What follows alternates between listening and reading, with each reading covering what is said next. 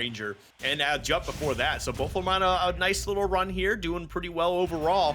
And we'll see what happens here as we go right back to PS2 again. Of course, why would we play on any other stage here in Tri-State? Yeah, it's Fusion.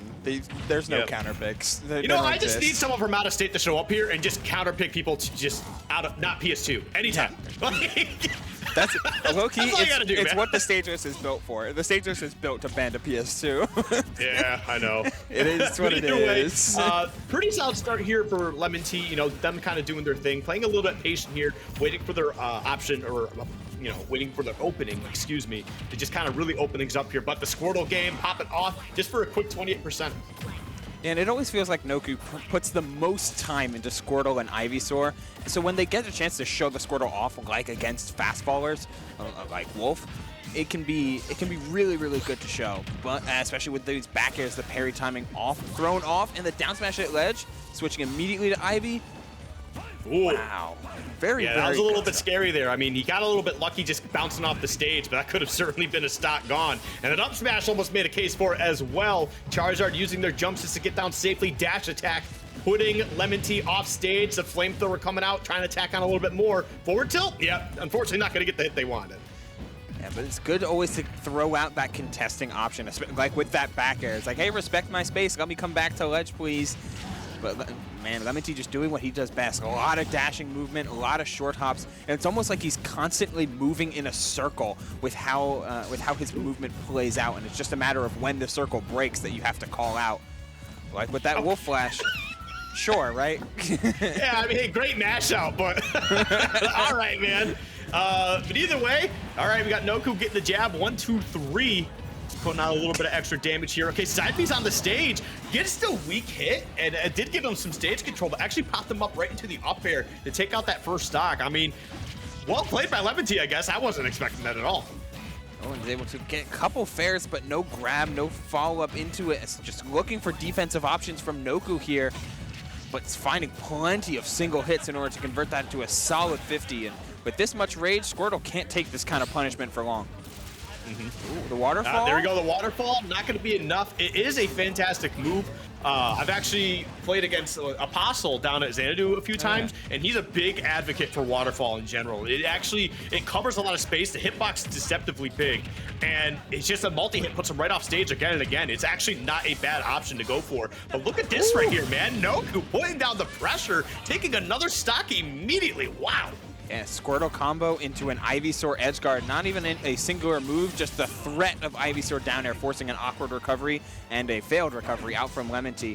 What an immediate turnaround, but so is that back air calling out the jump from the corner as LemonTea has a chance to regain some of that stride with an immediate dash grab, down throw, dash attack, setting up his own ledge trap. Okay, as we can see, waited to see what the option was going to be and shot a laser the wrong way, and Noku took full advantage of that, putting on some pretty decent damage. Again, punishment, just waiting out the defensive options there and just getting a grab, putting down that percentage even more, and now has a slight lead here. And this could actually be huge for Noku moving forward. The forward throw off stage, going right to the Ivysaur. The right play, the Vine Whip, not going to be able to take the stop. Oh, no! Noku, you had it in the palm of your hand. You just had to sit on the stage, my man. What are you doing? So he goes for the Vine Whip here, and I guess the greedy play is to throw out. You get the forward air Vine Whip on an amazing call out, jumps out with the Razor Leaf, and that little bit of greed costed them the whole game. It's like, I want this Razor Leaf to go a little bit farther. Die. Oh, yeah, no. And they actually jumped into that because I'm pretty sure they're trying to jump and throw out a nair. But unfortunately, Wolf Flash does one thing really well, and it's in the name. It flashes there. It's like there in an instant. And it's just, your nair's not going to be fast enough to get that out. So a small, unfortunate misplay costing you game one. But either way, I mean, if you could shake that off and continue to play your game, it wasn't looking bad. It was in your favor until that one mistake. But let's hope Noku doesn't, let that really drag on him and see if he can keep this going. Shout out to the roll read. And so land hard nair, then read the roll with another strong nair. That was a ton of damage on this Squirtle for LemonTea. Noku able to build it back steadily, though, is showcase of that he's not letting that previous game or some of this early game shenanigans let it affect his mentality. This Squirtle is here to stay because Wolf does have to space his time his areas a little bit later in order to make sure they hit Squirtle's small frame. And one thing I really want to hand to Noku here is, I mean, their Squirtle is doing some pretty, aerials every so often within neutral, but it's how grounded they actually remain. I mean, they are well aware that one of Squirtle's best tools is actually that forward tilt, right? So they're taking their time, they're playing neutral, they're finding their hits, trying to get the trips is what they're looking for. And was doing a good job racking up some damage. But, switching to Ivysaur here, Ivysaur not a bad mon by any means. Now you're kind of stuck on Charizard. And while it's not too bad, you get to live a little bit longer, you become a big body, which is exactly what Wolf likes right there as he lands the up smash to take out that first stock. That feels like LemonTea's MO this tournament thus far. He's landed so many roll behinds into dash forward up strongs to call out the spot dodges. As, hey, roll behind the grab is a common option on all levels of play, but you're able to meta game that just a little bit.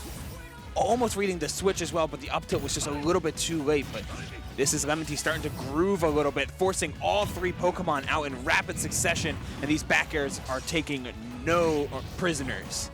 Ooh, okay, if they weren't jumping around, they could have got a huge punish there on a forward tilt 2-frame because the Charizard went a little too high and taking another one down, man. Oh, you gotta feel for Noku. They're not even playing bad. It's the same thing again, man. LemonTea's just playing that damn good. Oh. Yeah, he is on it right now, and it's reminiscent of their previous set. They played not last week, but 2 weeks ago, and it was similar issue where LemonTea it was a close game 1, but LemonTea was just able to snowball in this game 2, find a couple little cracks and take them for a ride. And at 134, working on a 3-stock, not only able to call out the dash away, but they're just moving so well with that down smash read as well. Okay. I respect it. Yeah, like, but you got man, it. dude, LemonTea just absolutely smoothing on him, man. Oh my goodness. The movement on this Wolf is actually top notch, man. I don't know where LemonTea has been, like, hiding this the past couple times I've casted them, but today they've been on an entirely different level. Getting the up smash to close out that set. Absolutely insane stuff. And now their prize for winning that is actually taking on Con. Yeah, and I think this is going to be very interesting. This is going to be a very polarizing set as we get another look at LemonTea's just raw speed. He was a Fox player for a very long time and still plays the character a fair bit, but when the bracket comes out, it is the Wolf all day, and a high-tempo Wolf is always something to see.